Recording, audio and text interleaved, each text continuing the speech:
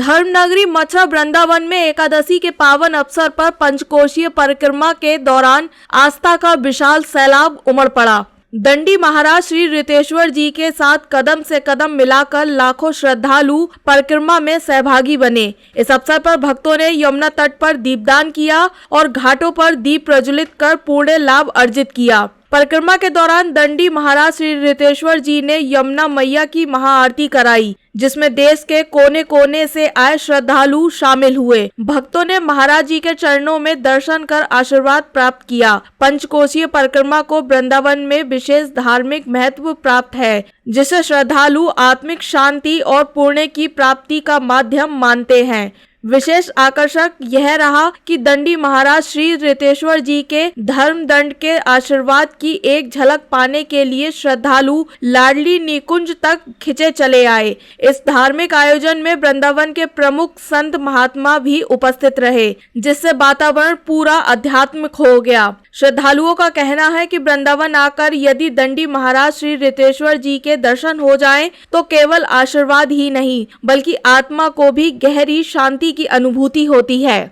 क्या संदेश देना चाहेंगे कि यमुना माँ वृंदावन में प्रवाहित होती है। यमुना को हम भक्ति मानते हैं। वृंदावन के साथ साथ पूरे देश और दुनिया में भक्ति का प्रवाह हो, लोग शांत हों, आनंदित हों, आह्लादित हों। पर जिस वृंदावन में हम रहते हैं वहाँ यमुना ही निर्मल नहीं है। तो हम एक प्रयास कर रहे हैं गिलहरी की तरह, चेतना जागृत होगी तो यमुना माँ के निर्मलीकरण के लिए हम प्रयास करेंगे। माँ यमुना यहाँ निर्मल हो गई तो हमारे हृदय भी निर्मल होंगे, क्योंकि हमारे हृदय निर्मल नहीं है, इसीलिए गंदी हैं, इसीलिए इनके भीतर ये गलत चीजें प्रवाहित हो रही है। तो दोनों साथ साथ होगा। ये केवल एक नदी का शोधन नहीं है, यमुना माँ का शोधन नहीं है, बल्कि भारतीयों की आत्मा का ही शोधन होगा और मन का शोधन होगा। अगर पूरे भारतीय मिलकर एक यमुना को साफ न कर सके तो इससे अच्छी तो नील और टेम्स हैं दुनिया में। आप गए हो, नील नदी गए हो, टेम्स गए हो, जाओ जाकर देखो। वहाँ के लोग माँ नहीं कहते, पर वहाँ की नदियाँ पूर्ण रूप से शुद्ध हैं। हम माँ भी कहते हैं और इन्हें गंदा भी करते हैं। तो भारतीयों के अंदर में जब ये चेतना आ जाएगी कि जिन्हें हम अपनी माँ कहते हैं उन्हें हम अपने हृदय में धारण करें और उनके भीतर कोई भी मल प्रवाहित न हो, तो भारतीयों की चेतना भी शुद्ध होगी। फिर राष्ट्र जागरण, सनातन जागरण, धर्म जागरण सब इसके द्वारा संभव होगा। यही मेरा उद्देश्य है। माँ यमुना और राधा रानी की आज्ञा हुई कि जब तक तुम वृंदावन में रहो तब तक दीपदान करो और आकर आरती करो। और मैंने ये व्रत लिया है कि जब तक मैं वृंदावन में रहूंगा, या तो मृत्यु तुल्य अस्वस्थ हो जाऊं या कभी बाहर जाऊं, तभी नहीं आऊंगा, नहीं तो यहाँ पर आकर दीपदान और आरती मैं सदा करता रहूंगा।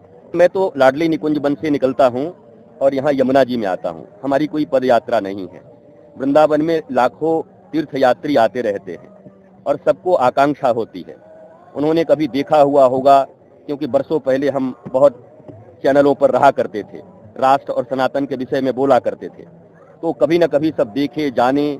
सोशल मीडिया का इतना बड़ा आज जाल है, तो सभी देखते हैं, रुक जाते हैं, तो उनका अभिनंदन, उनका वंदन, प्रणाम करते हुए हम आगे बढ़ते हैं। पर हमारा मूल उद्देश्य यमुना जी में दीपदान और यमुना जी की आरती है। उनको यही संदेश है कि वृंदावन में आएं और यहाँ से आनंद ले करके जाएं। और आनंद इन संतों के चरण से ही संभव है। ये संत चरण जो यहाँ खड़े हैं, इनके चरणों में जब वंदन करेंगे तभी उस ज्ञान के उपरांत आपको आनंद प्रदान होगा, आपको आनंद की प्राप्ति होगी। अगर हम संत से दूर रहें, अगर हम गुरु से दूर रहें, तो संभव नहीं है कि हम केवल और केवल परंपराओं का पालन करके अपने हृदय को शुद्ध कर लेंगे। यहाँ भगवान भी आते हैं अवतार लेकर, तब भी वो गुरु वर्ण करते हैं, शायद हमें ही शिक्षा देने के लिए कि जीवंत किसी भी मनुष्य को गुरु की आवश्यकता होती है। और जितने गुरुदेव भगवान यहाँ खड़े हैं, ये लाखों लाख लोगों का मंगल कर रहे हैं। तो हमारा यही संदेश है, गुरुदेव अपने अपने गुरुदेव भगवान से जुड़िए और ज्ञान लेकर के भारत, अपने परिवार और विश्व का मंगल करिए। कि ऊर्जा के संबंध में आप जानते होंगे, क्योंकि मैं विज्ञान का छात्र रहा हूँ और डॉक्टरेट भी मेरी उपाधि है, और मेरे पिता प्रोफेसर रहे विज्ञान के और माँ बहुत बड़ी धार्मिक रही। तो ऊर्जा का कन्वर्जन होता है। इसमें इतनी एनर्जी है आपके शरीर के भीतर में, इस ब्रह्मांड में, तो आप किसी भी चीज में उपस्थित कर सकते हैं, प्रतिष्ठित कर सकते हैं। ये क्या है? ये तो प्लास्टिक का 2 कौड़ी का चीज है, पर इसमें हमने ऊर्जा का कन्वर्जन करके ऐसा डाल दिया कि ये आवाज वहां जाके रिकॉर्ड होगी, फिर वो आप जानेंगे तरंगों के माध्यम से वहां होगी। तो इसमें संतों के आशीर्वाद छुपे हैं, और मैं कह सकता हूं कि भगवान दधीची की तरह, महर्षि दधीची की तरह ये मेरा हड्डी है जिससे मैं भारत को प्रदान करना चाहता हूँ। जय श्री महाकाल, जय यमुना मैया की, जय ठाकुर जी की। मेरा नाम पंडित विनायक रावल है और हम लोग उज्जैन से यमुना मैया के दर्शन के लिए, ठाकुर जी के दर्शन के लिए, गिरिराज धरण के दर्शन के लिए यहाँ पे पधारे और पूज्य गुरुदेव के आशीर्वाद के लिए पधारे हैं। तेजोमय मूर्ति है, दिव्य मूर्ति है, और भक्तों को दर्शन देके और सनातन धर्म का ध्वज पूरे भारतवर्ष में और पूरे विश्व में, समूचे पूरे विश्व में धर्म की ध्वजा लेकर धर्म रूपी सूर्य के माध्यम से प्रकाश फैला रहे हैं गुरुदेव।